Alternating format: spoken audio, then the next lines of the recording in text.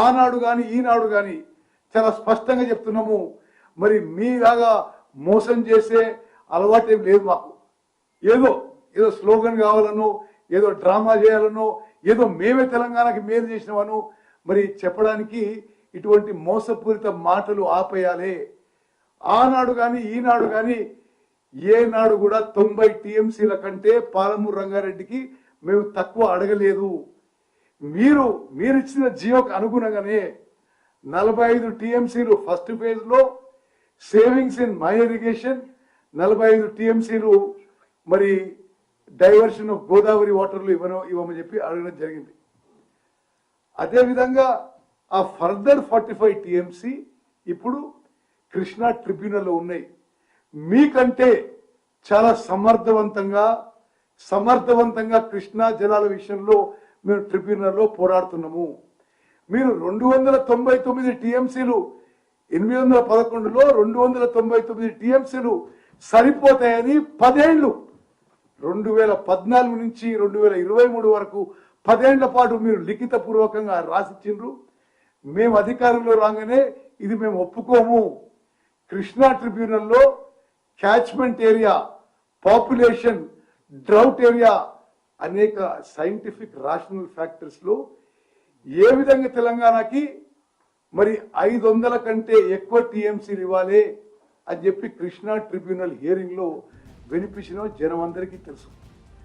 మేమేమో కృష్ణా నదీ జలాల్లో తెలంగాణ ఇంట్రెస్ట్, తెలంగాణ రైతాంగాన్ని కాపాడడానికి ప్రయత్నం చేస్తే మీరు మీ హయాంలో 512 టీఎంసీ మీరు ఆంధ్రాకి రాయించిన మాట వాస్తవమా కాదా? రేపు ఆ డేట్స్, ఆ ఫిగర్స్, ఆ డాక్యుమెంట్స్ రేపు రిలీజ్ చేస్తున్నాను. అదేవిధంగా ఆయన మరి నేనేదో 45 టీఎంసీ ఒప్పుకున్నట్టుగా అబద్ధాలు మాట్లాడుతున్నాడు.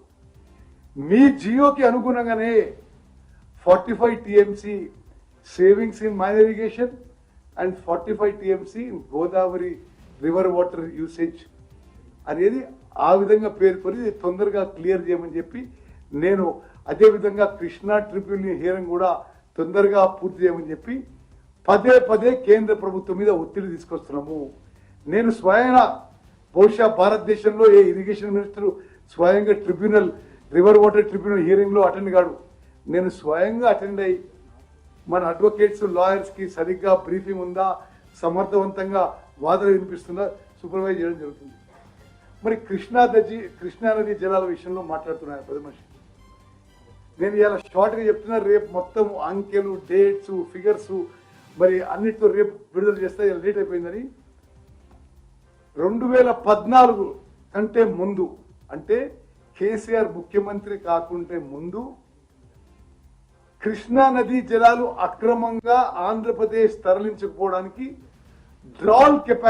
వాటర్ డ్రాల్ కెపాసిటీ రోజుకి 4.1 టీఎంసీ ఉంటే, అంటే ప్రతిరోజు 47,000 క్యూసెక్లు వాళ్ళు అంటే ఆంధ్రాకి అక్రమంగా నీటి తరలింపు కెపాసిటీ ఉంటే కేసీఆర్ గారి హయాంలో అది 1,11,400 టీఎంసీకి క్యూసెక్లకి అవర్ డ్రాల్ కెపాసిటీ పెరిగింది.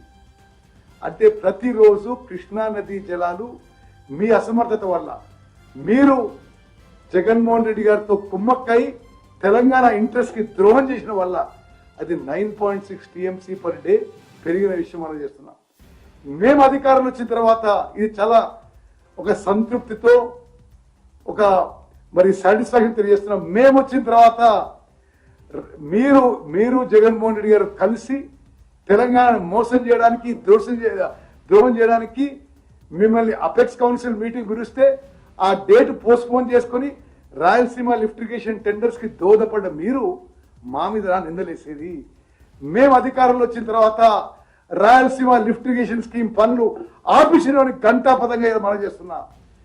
3 TMC per day Rayalaseema lift irrigation scheme పనులని ఆపించిన ఘనత ముఖ్యమంత్రి రేవంత్ రెడ్డి గారి ప్రభుత్వం చెప్పి నేను ఈరోజు మీడియా మిత్రులకు మనం చేస్తున్నా. ఇది చాలా పెద్ద విషయం అని చెప్పి కూడా నేను మనం చేస్తున్నా. అంటే కేసీఆర్ గారి హయాంలో ఆయన ఆశీస్సులతో జగన్మోహన్ రెడ్డి గారు రాయలసీమ లిఫ్ట్ ఇరిగేషన్ స్కీమ్ పనులు మొదలు పెట్టుకుంటే అంటే శ్రీశైలం బాటం నుంచి లోయెస్ట్ లెవెల్ నుంచి per day 3 TMC per day తీసుకుపోయే రాయలసీమ లిఫ్ట్ ఇరిగేషన్ స్కీమ్ ని మా ప్రభుత్వం వచ్చిన తర్వాత ముఖ్యమంత్రి రేవంత్ రెడ్డి గారి నాయకత్వంలో రాయలసీమ లిఫ్ట్ ఇరిగేషన్ స్కీమ్ పనులు ఆపించినామని చెప్పి మేము ఈరోజు తెలంగాణ ప్రజలకు తెలియజేస్తున్నాం.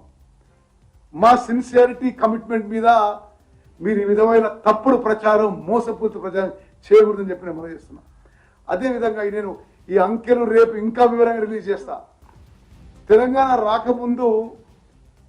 రాకముందు కృష్ణా నదీ జలాలు శ్రీశైలం బ్యాక్ వాటర్ నుంచి 10 ఏళ్ల పాటు ఆంధ్రప్రదేశ్ అక్రమంగా ఎంత నీళ్లు తరలించిందో, కేసీఆర్ ముఖ్యమంత్రి అయిన 10 ఏళ్లలో కృష్ణా నదీ జలాలు ఆంధ్రప్రదేశ్ అక్రమంగా ఏ విధంగా తరలించిందో ఈ లెక్కలు నేను ఇప్పుడు మీకు చదివినిపిస్తా.